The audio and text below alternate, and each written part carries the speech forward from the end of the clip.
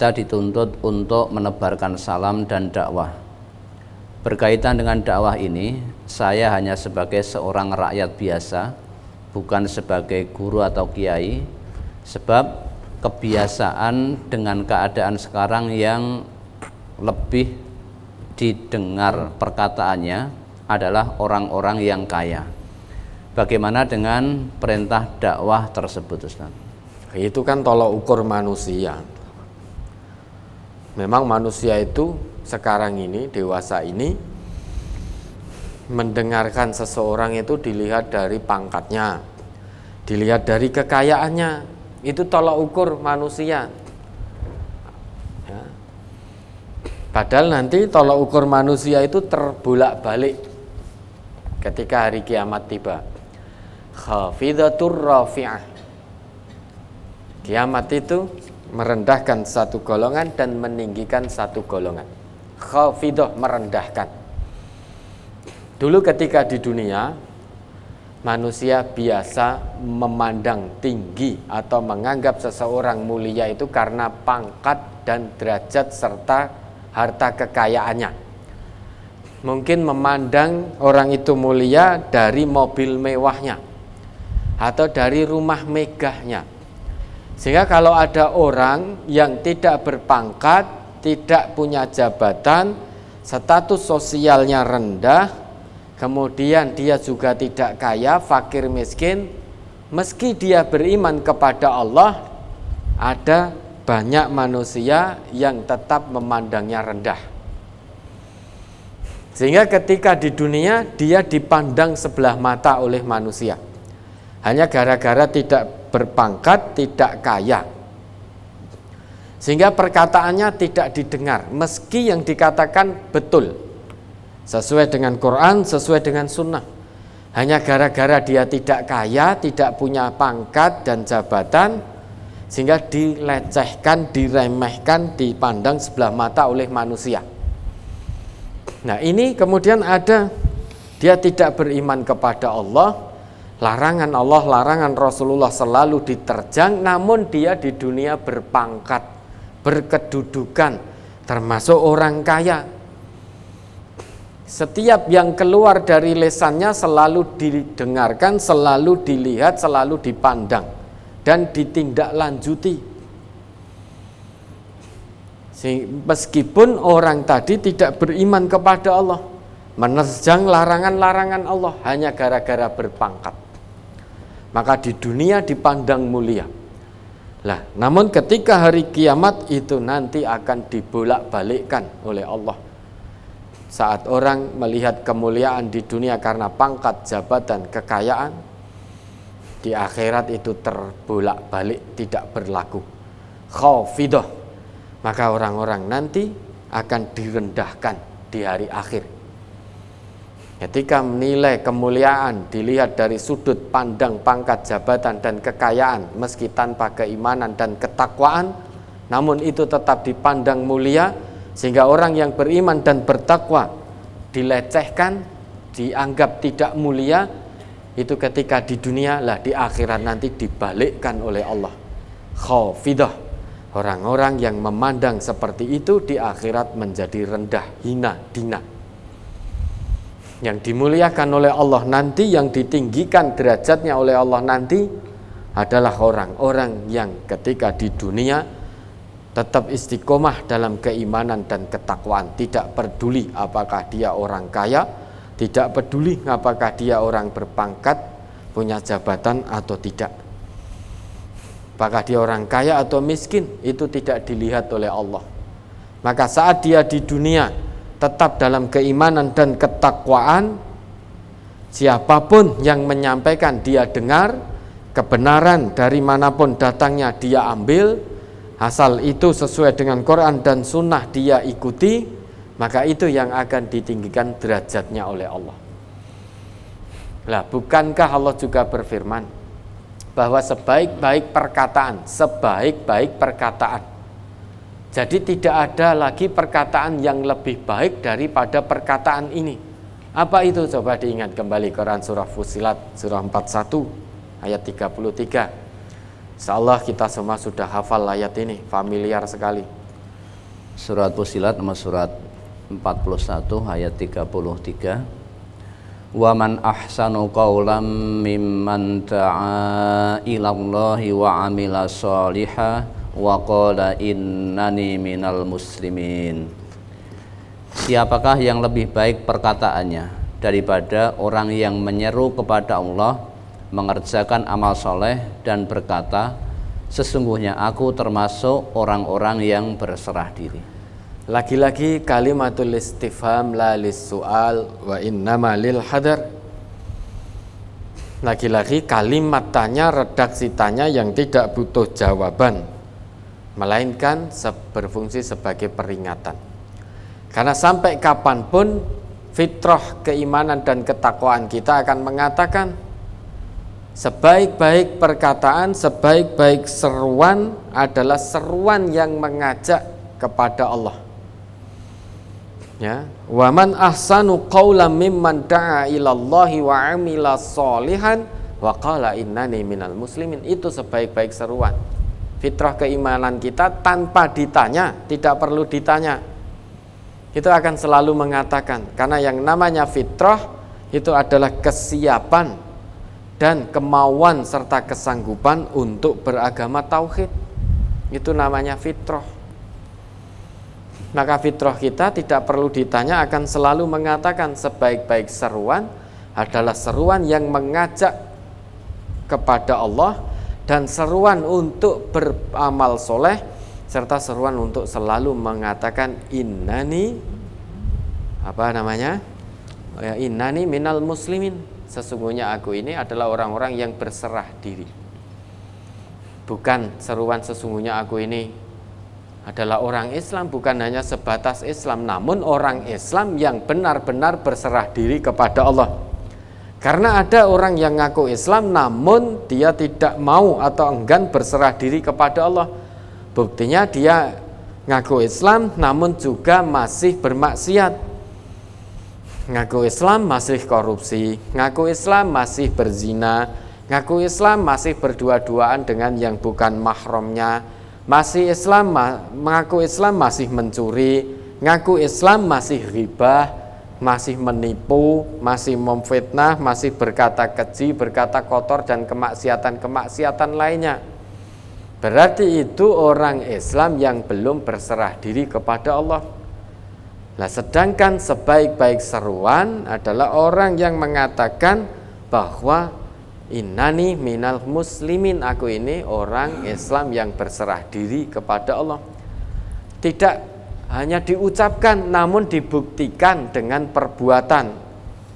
Coba diingat kembali itu Ustaz, coba dilihat itu Quran surah Ali Imran ayat 64. Surat Ali Imran di akhir 3. Ya, kita fokus di akhir ayat itu, isyhadu bi anna muslimun tadi. Qul ya ahlal kitab ta'alau ila kalimatin sawa'im bainana wa bainakum alla na'budu illallaha wa la nusyrika bihi syai'a wa la yattakhidha ba'duna ba'dhan arbaban min dunillah fa in tawallaw faqulu syhadu bi anna muslimun. Katakanlah, hai ahli kitab, marilah berpegang kepada suatu kalimat atau ketetapan yang tidak ada perselisihan antara kami dan kamu, bahwa tidak ada sesembahan kecuali Allah dan tidak kita persekutukan Dia dengan sesuatu pun, dan tidak pula sebagian kita menjadikan sebagian yang lain sebagai Tuhan selain Allah.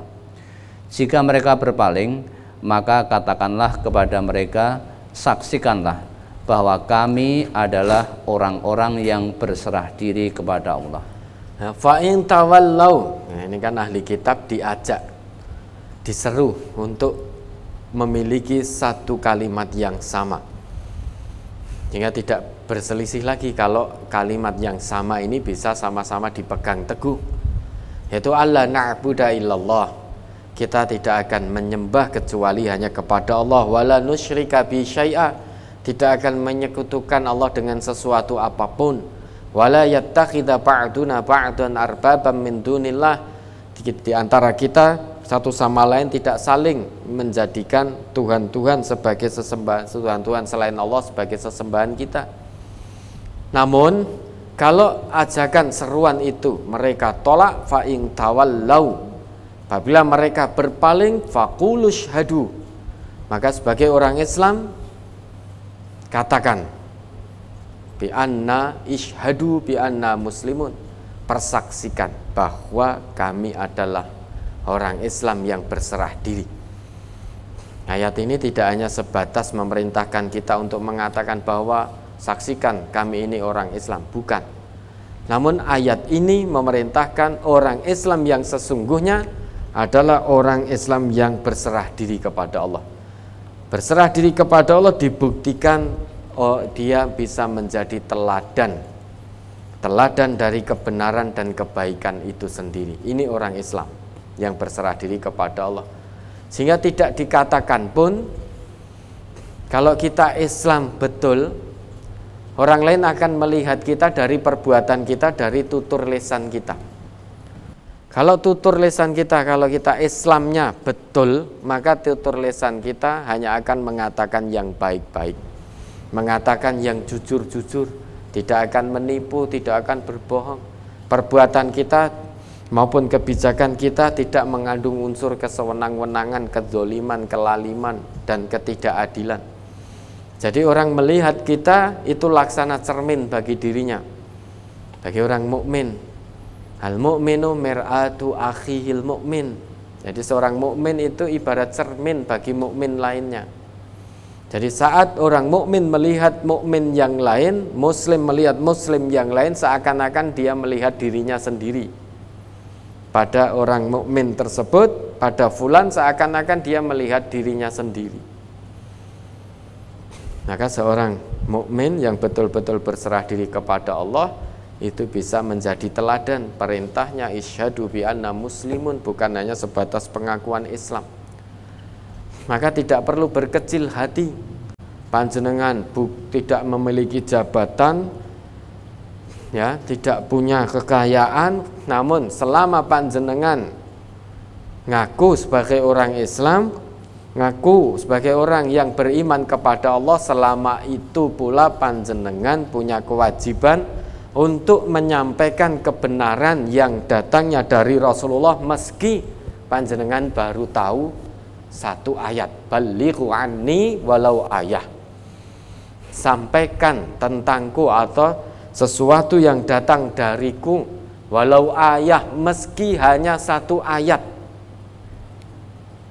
Kalau kita ngaku sebagai muslim, sebagai mukmin, selama itu kita punya kewajiban menyampaikan kebenaran agama ini kepada siapapun meski baru satu ayat yang kita ketahui, kita pahami.